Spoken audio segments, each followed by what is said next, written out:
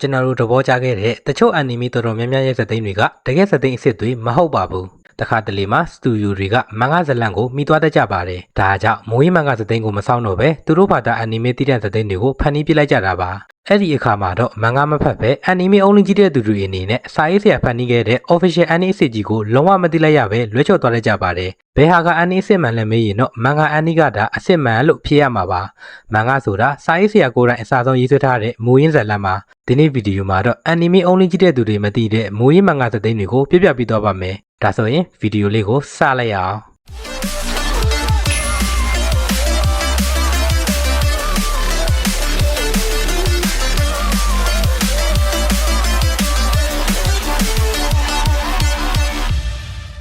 အခါမဲက kill ဒီအန်နီမီကိုကြည့်ဘူးတဲ့သူတွေဆိုရင်မျက်ရည်နဲ့မျက်ခွက်ဖြစ်ဦးကြမယ်လို့ထင်တယ်အန်နီမီထဲမှာဆိုရင် MC တာဆိုမီကအေယာမဆက်ယူကြီးကိုတားရင်းနဲ့တည်ဆုံသွားတဲ့အပြင်သူချစ်ရတဲ့မိုင်းကလည်းတိုက်ပွဲထဲမှာတည်သွားပါတယ်ဒါအပြင်ကရိုက်တာတွေတော်တော်များများတည်ဆုံသွားတဲ့အတွက်ဝမ်းနဲ့စရာကောင်းတဲ့အန်နီမီတကားအနေနဲ့မှတ်မိကြမှာပါဒါပေမဲ့တကယ်မိုးရင်မန်ဂါထဲမှာတော့ဇလန်ကအပ်တယ်လို့မဟုတ်ပါဘူးမန်ဂါထဲမှာတာဆိုမီရောမိုင်းရောမတည်ပါဘူးတာဆိုမီကနဂါကြီးအဖြစ်အပြီးတိုင်ပြောင်းလဲသွားပေမဲ့အသက်ရှင်ကျန်ရစ်ခဲ့ပါတယ်မိုင်းကလည်းတတိလစ်နေရာအနေပြက်လဲနှုတ်ထလာပြီးအသက်ရှင်ခဲ့ပါတယ်နောက်ပြီးတော့သူတို့နှစ်ယောက်ကလက်ထပ်လိုက်ကြပြီးချစ်စရာကောင်းတဲ့ကလေးတစ်ယောက်တောင်ရသွားခဲ့တာပါဒါလည်းမကသေးပါဘူးခူရိုမဲကလည်းမတည်ပဲဝေးနဲ့အတူတူပျော်ပျော်ရွှင်ရွှင်နေထိုင်သွားကြတဲ့တကယ် happy ending စစ်စစ်ကြီးနဲ့ပြီးဆုံးသွားခဲ့တာဖြစ်ပါတယ်ဒါဆိုရင်ဘာလို့အန်နီမေကမန်ဂအတိုင်ဆက်မသိရတာလဲအဓိကအကြောင်းရင်းကတော့အန်နီမေပြသနေတဲ့အချိန်မှာမိုးရင်းဇလန်ကမပြီးသေးလို့ပါအန်နီမေထုတ်လုပ်တဲ့စတူဒီယိုတွေကမန်ဂတော့လိုက်မိသွားတဲ့အခါဇလန်ထပ်ထပ်ဖို့အကြာကြီးစောင့်မနေတော့ပဲသူတို့ဘာသာအန်နီမေတည်တဲ့ဇလန်တစ်ခုဖန်တီးလိုက်တာကြောင့်အခုလိုစသိမ်းဖြစ်လာတာပါGreat Teacher Onizuka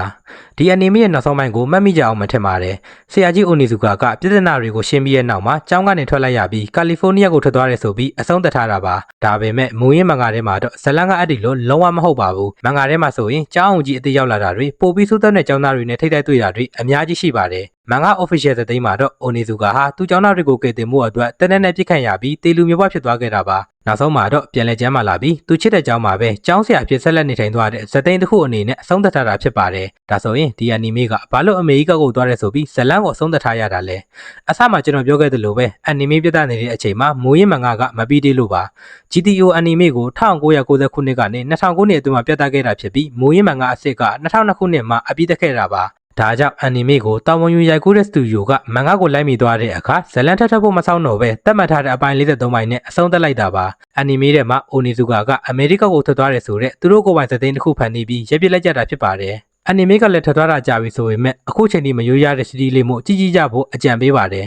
Erase 2016ခုနှစ်လောက်ကထွက်ခဲ့ပြီးလူကြိုက်အရမ်းများခဲ့တဲ့ဒီကားကလည်းအန်နီမေကြီးတဲ့သူတွေတည်ထားတဲ့ဇာတ်သိမ်းနဲ့မန်ဂါမူရင်းဇာတ်သိမ်းကတော်တော်လေးကိုကွာပါတယ်အန်နီမေရဲ့နောက်ဆုံးပိုင်းမှာ MC ဆာတိုရုကဗီလင်ဖြစ်တဲ့ယာရှိယိုကိုစေးရုံခေါမှုပေါ်မှာပဲထောင်ချောင်းစမီဖမ်းလိုက်ပါတယ်ဆာတိုရုကခေါမှုပေါ်ကနေပြုတ်ကျသွားပေမဲ့အောက်ကလေမွေးရပေါ်ကျသွားပြီးဗီလင်ကိုခက်လွယ်လွယ်လေးပဲဖမ်းမိသွားတဲ့ဇာတ်သိမ်းမျိုးပါမူရင်းမန်ဂါထဲမှာတော့ဆာတိုရုဟာအဲ့ဒီလိုတယောက်တည်းရင်ဆိုင်တာမဟုတ်ပါဘူးသူ့ရဲ့ကလေးဘဝတငယ်ချင်းတွေနဲ့ပူးပေါင်းပြီးတောစကန်တစ်ခုမှာဗီလင်အတွက်အသေးချာအကွက်ချပြီးထောင်ချောင်းဆင်ခဲ့တာပါအန်နီမေလိုခက်လွယ်လွယ်ဖမ်းမိသွားတာမဟုတ်ပဲစိတ်ပိုင်းဆိုင်ရာအရာအကျိတ်နဲ့ရှင်းပြန်ရတဲ့အမိုင်အစမှစာပြီးဇာတ်သိမ်းကြီးဖြစ်ပါတယ်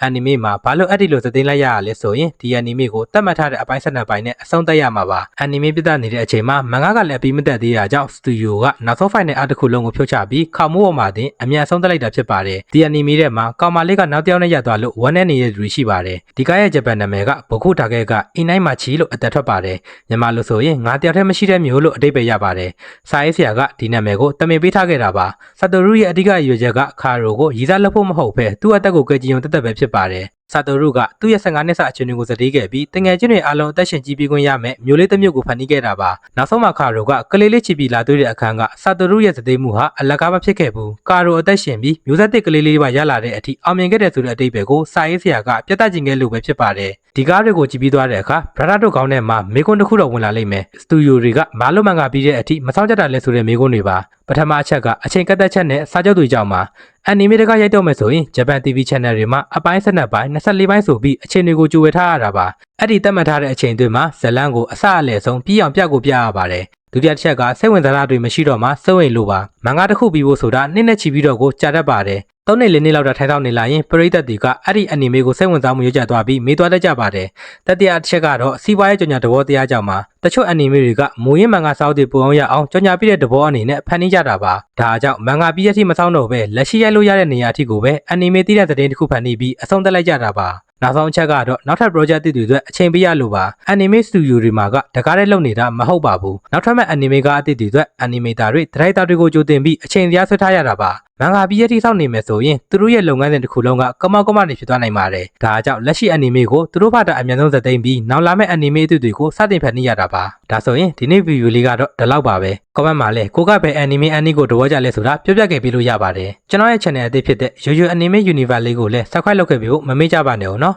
ကဲဒါဆိုရင်မီနာဆန်အာရီဂါတိုဂိုဇိုင်မတ်